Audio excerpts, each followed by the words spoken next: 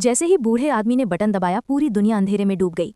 क्योंकि राजा को हमेशा लड़ाइयों से प्यार था, इसलिए उसके सैनिक लगातार लड़ रहे थे। लेकिन बूढ़ा आदमी बस शांति से सोना चाहता था। जब राजा ने देखा कि सब कुछ अंधेरे में है तो उसने अपनी टॉर्च निकाली। टॉर्च सीधे युद्ध के मैदान पर पड़ी और लड़ाई शुरू हो गई। सोने की तैयारी कर रहा बूढ़ा आदमी फिर से जाग गया, लेकिन अब उसके पास कोई और विकल्प नहीं था, इसलिए उसने फिर से स्विच ऑन कर दिया।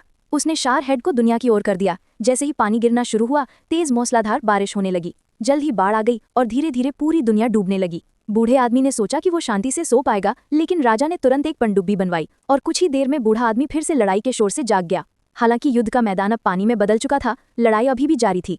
ये देखकर बूढ़ा आदमी जल्दी से उठा और एक चेन खींचने की कोशिश की। उसने प्लग बाहर खींच लिया और बाढ़ का पानी तेजी से कम हो गया, लेकिन जहाजों में फंसे होने के बावजूद भी लड़ाई नहीं रुकी। सैनिक पानी से बाहर निकले और लड़ने के लिए जमीन पर लौट आए। राजा ने उन्हें रुकने का आदेश नहीं दिया और वे लड़ते रहे। अब बूढ़े आदमी को एक और तरकीब सोचनी पड़ी। वो दुनिया की गली में गया और एक स्टेडियम बनाया।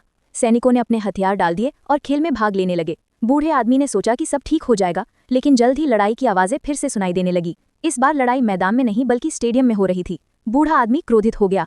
राजा की लड़ने की आदत देखकर उसने अपना मोबाइल फोन उठाया।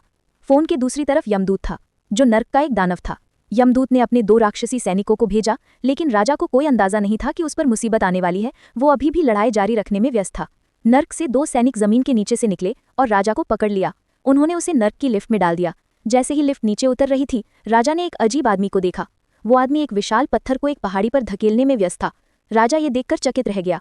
मौत के देवता ने तब उसे एक जेल में कैद कर दिया। जेल का दरवाजा एक भारी ताले से बंद था। जब मौत और उसके गार्ड चले गए तो पत्थर वाला आदमी अब उसी चट्टान से भाग रहा था। लेकिन जब राजा ने उसे जेल के पास से दौड़ते हुए देखा तो उसे एक विचार आया। जैसे ही आदमी पास से गुजरा, उसने उसे अपनी तरफ खींच लिया और ताला खोलने में मदद करने के लिए कहा।